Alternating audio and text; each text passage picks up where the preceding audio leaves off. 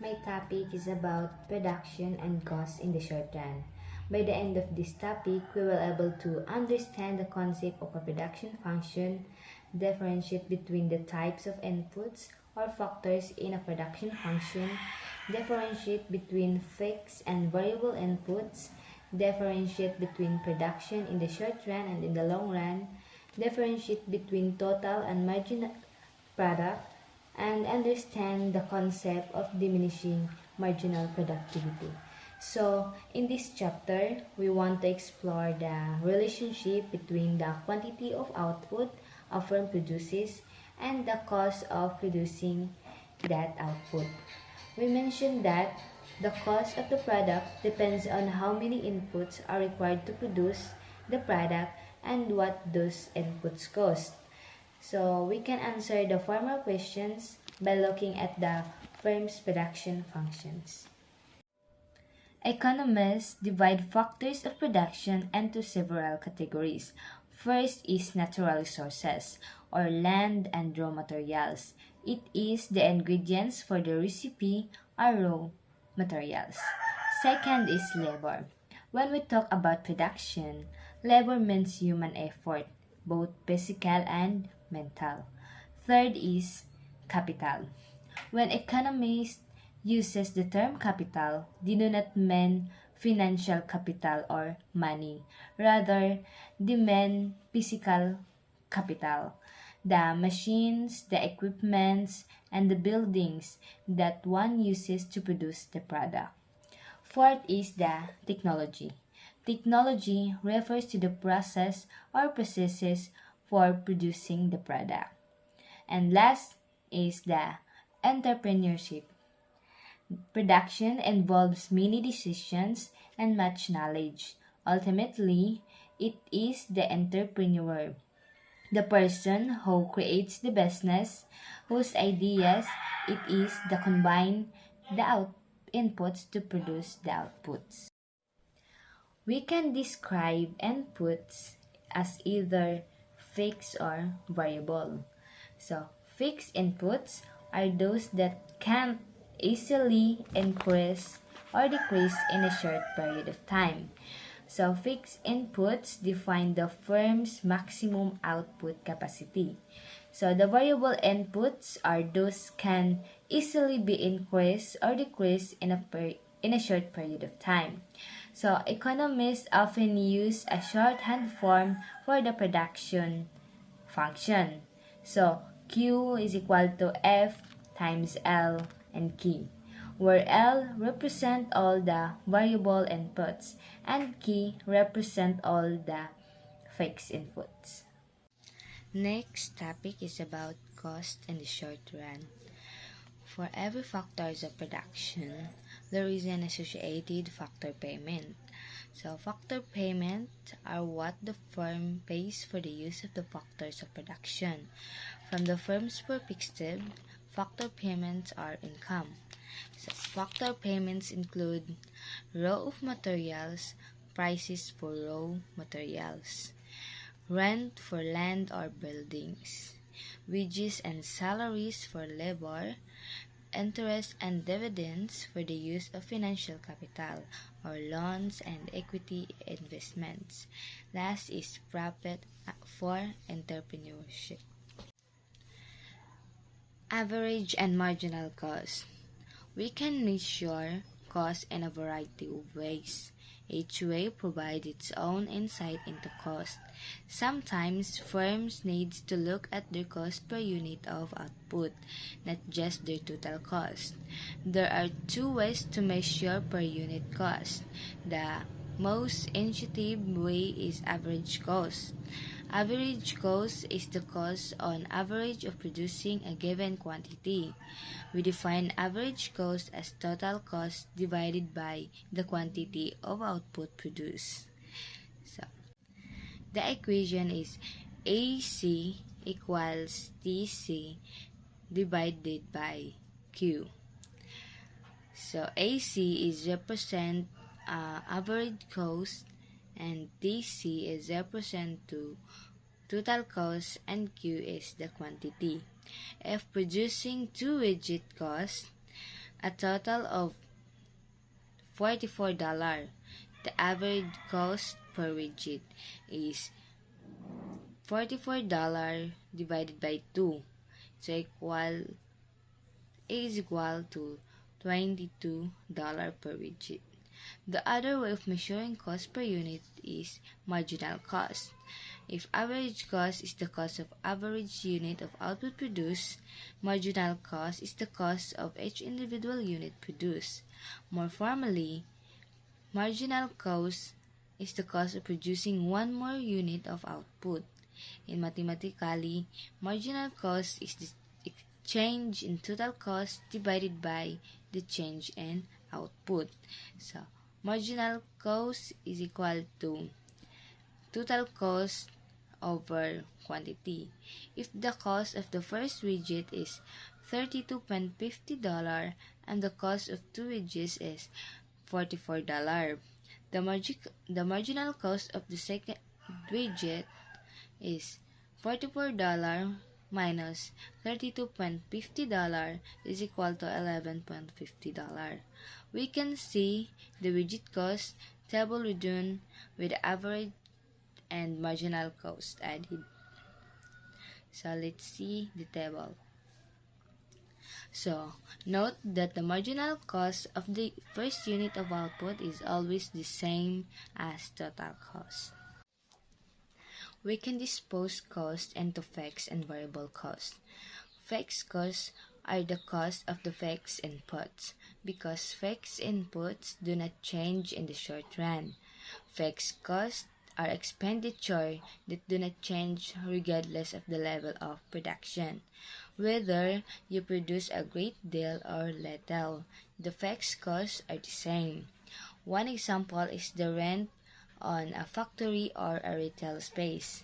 Once you sign the lease, the rent is the same regardless on how much you produce, at least until the lease expires. Fixed costs can take many forms. For example, the cost of machinery or equipment to produce the product, research and development costs to develop new products, even an expense like advertising to popularize a brand name. The amount of fixed costs varies according to the specific line of business. For instance, manufacturing computer chips requires an expensive factory, but a local moving and hauling business can get by with almost no fixed costs at all if it rents trucks by the day when needed. Let's see the table above. The fixed costs of operating barbershop, including the space and equipment, are $160 per day. The variable costs are the cost of hiring barbers, which in our example is $80 per barber each day. The first two columns of the table show the quantity of haircuts the barbershop can produce as it hires additional barbers. The third column shows the fixed costs, which do not change regardless of the level of production. The fourth column shows the variable costs at each level of output. We calculate this by taking the amount of labor hired and multiplying by the wage. For example, 2 barber cost 2 times $80 equals $160. Adding together the fixed costs in the third column and the variable cost in the fourth column produces the total cost in the fifth column. For example, with the two barbers, the total cost is $160 plus $160 is equal to $320. Now let's see the graph above. At zero production, the fixed costs of $160 are still present. As production increases, we add variable cost to fixed cost and the total cost is the sum of the two.